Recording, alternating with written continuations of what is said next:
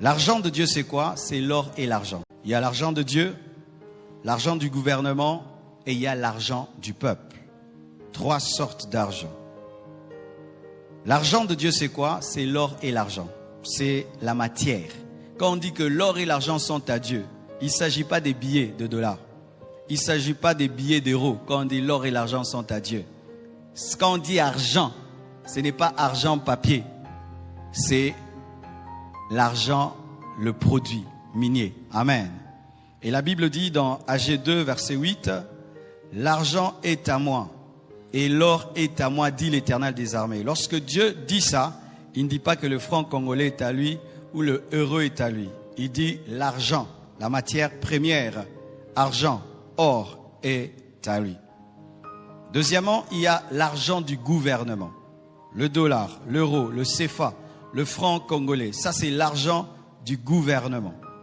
Dans Matthieu 22, versets 17 à 21, la Bible dit, « Dis-nous donc ce qu'il t'en semble. Est-il permis ou non de payer le tribut à César ?» Jésus, connaissant leur méchanceté, répondit, « Pourquoi me tentez-vous, hypocrites? Montrez-moi la monnaie avec laquelle on paye le tribut. » Et ils lui présentèrent un denier. Il leur demanda, « De qui sont cette effigie et cette inscription ?» De César, lui répondirent-ils.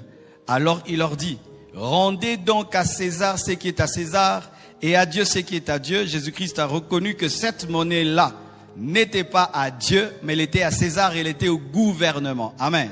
Mais Dieu, qui règne sur tout, est capable de te donner l'argent du gouvernement. Il peut te bénir en euros, te bénir en dollars, mais sachez que l'interprétation que nous donnait de AG n'est pas que quand on dit l'or et l'argent sont à Dieu, on dit les billets. Non, là c'est l'or, l'argent matière, mais Dieu aussi récupère l'argent du gouvernement afin de te rendre riche, mais là c'est l'argent du gouvernement. Amen.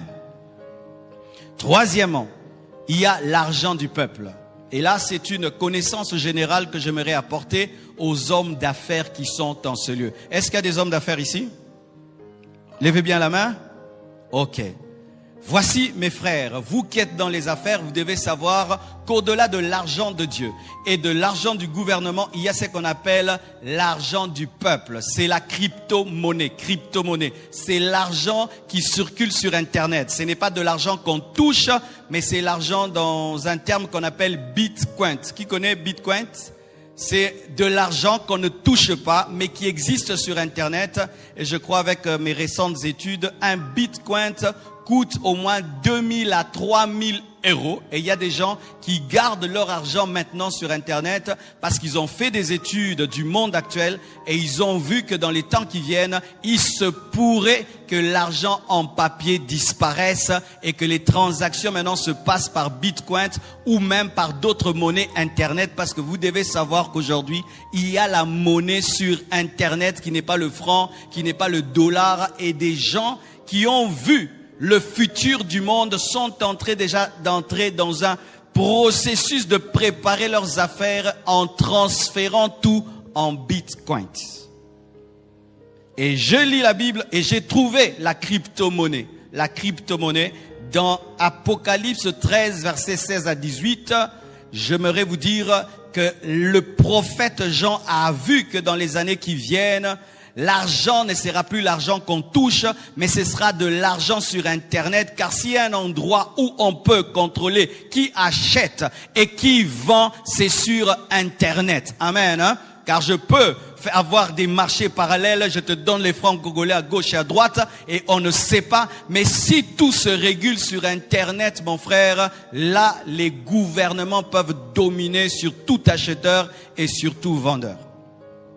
La Bible dit dans Apocalypse 13, versets 16 à 18, « Et elle fit que tous, petits et grands, riches et pauvres, libres et esclaves, reçussent une marque sur leur main droite ou sur leur front, et que personne ne put acheter ni vendre sans avoir la marque. » Et c'est dans le domaine de l'Internet qu'on parle de plus en plus de marques et de codes. Amen. Hein?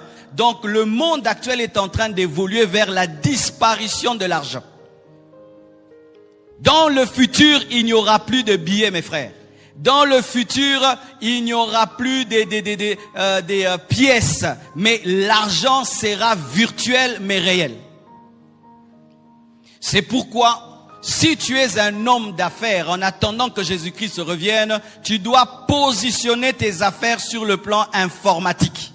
Si tu restes que dans ce qu'on touche, dans ce qu'on palpe, tu auras un problème dans tes affaires. C'est pourquoi remarquez, lorsque les ordinateurs sont venus, lorsque l'Internet a commencé, il y a des entreprises qui ont pris à la légère l'Internet et qui ne se sont pas mis à jour, qui n'ont pas formé leurs travailleurs pour maîtriser l'Internet. Aujourd'hui, ces grandes entreprises sont déphasées parce que les choses aujourd'hui se passent sur Internet. Et c'est là que des grandes entreprises naissent comme Google, comme PayPal, des grandes entreprises naissent comme Amazon.